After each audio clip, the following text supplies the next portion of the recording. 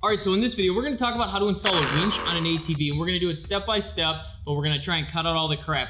So let's go ahead and get started.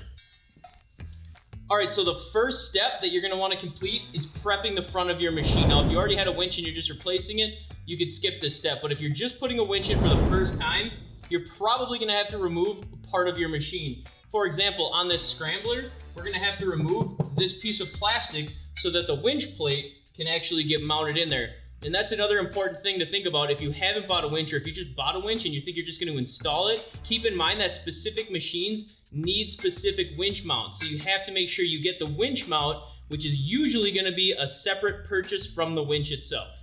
Okay, so step one, complete. Now what I should have mentioned that I forgot to is if you're wondering what you need to take apart to actually mount your winch, some of that information will be covered in the winch plate manual or the instructions that come with it. And quite honestly, sometimes you just gotta step back, take a look at the machine, figure out where this is gonna go by what the instructions say, and then really just figure out what parts you need to take out to make it fit. It sounds a little complicated. If you go look at your machine for about 5 minutes, you'll probably figure it out pretty quick. So we're gonna go ahead and move on to step 2 and step 3. Now for me, this is gonna be a combined process, and it really depends on what kind of winch you're actually putting in.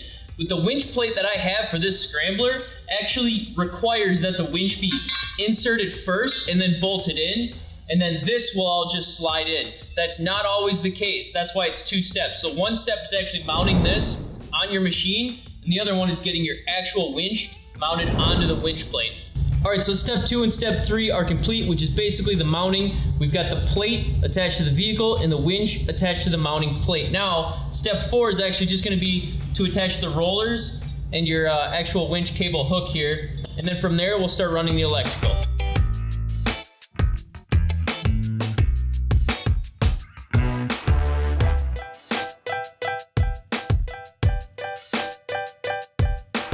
Alright, so step 4 is complete. We've added the roller assembly, super easy, it's only a couple of bolts. And now we're gonna move on to the wiring. And we're gonna start with step 5, which is actually gonna be our handlebar remote switch, okay? So we've got the handlebar switch, and then we've got the wires for the actual remote switch so you can be away from your machine and still control it.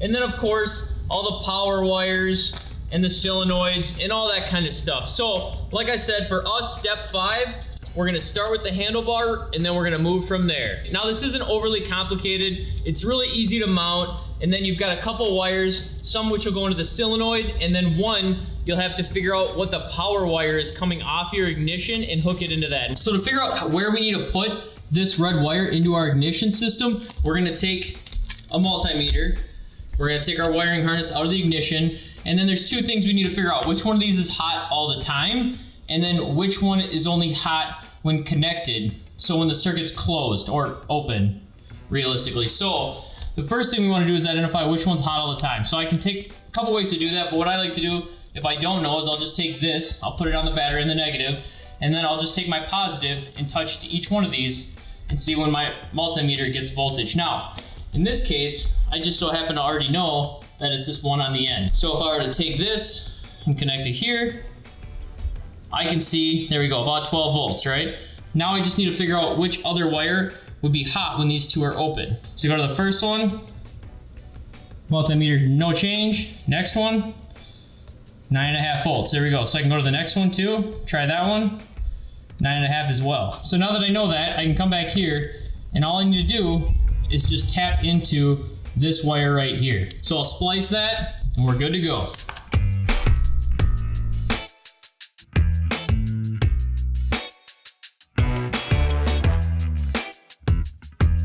Alright, so really quick before I start hooking stuff up to the solenoid, I want to take a second to talk about it. Now with the solenoid, you want to find a good spot to mount this. Now on the scrambler, there really isn't a lot of great options. So what I'm going to end up doing is sticking it back here behind the battery. But before I actually do that, I need to get everything hooked up first, and then I'll position it back there and zip tie it down. This is probably one of the worst vehicles I've ever had to put one of these on, because normally I'm able to just find a nice secure spot where I can actually screw this in really good and dress it up nice.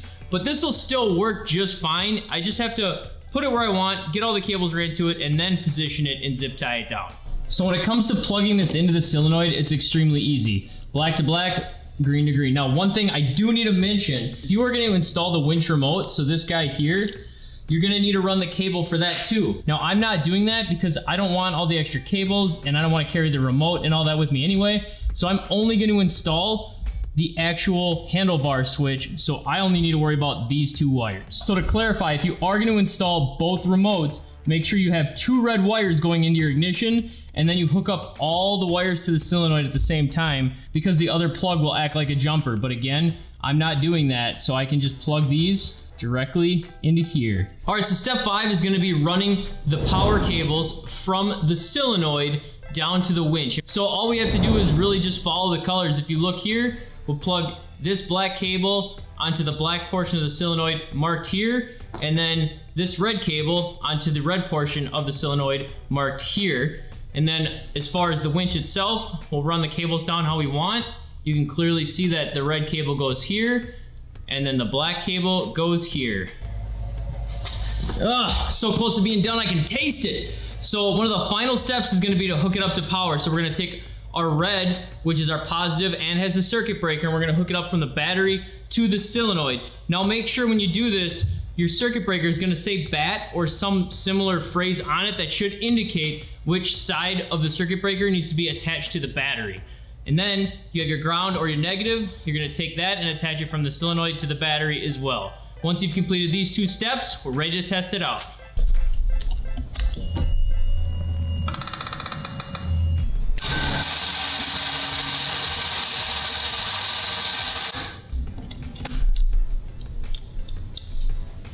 All right, so she works good. One thing I did want to mention too is make sure you turn the power off and then try it again to make sure the winch does not actually engage. If it does, you need to check your power wire from the switch to the ignition because you got the wrong wire. And that's gonna lead us to the final step, which is really just to clean everything up. We're gonna mount that solenoid in the spot we'd already chosen. We're gonna zip tie our wires, tuck everything in a nice spot where it needs to go so it's out of the way and put together well. But I'm not gonna bore you with that, so we're gonna go ahead and end the video, but there's one last thing I wanna mention, and that is this is supposed to assist you in this process. Make sure you follow all the steps in the instructions that are provided to you by the winch manufacturer that you get, just to make sure you don't miss anything. This is supposed to be an overview, kind of help you get an idea of the process, and just kind of show you don't need a lot of background in mechanics or working on ATVs to do this on your own. So, like this video if it was helpful, subscribe if you haven't already, and I hope to see you on the trail.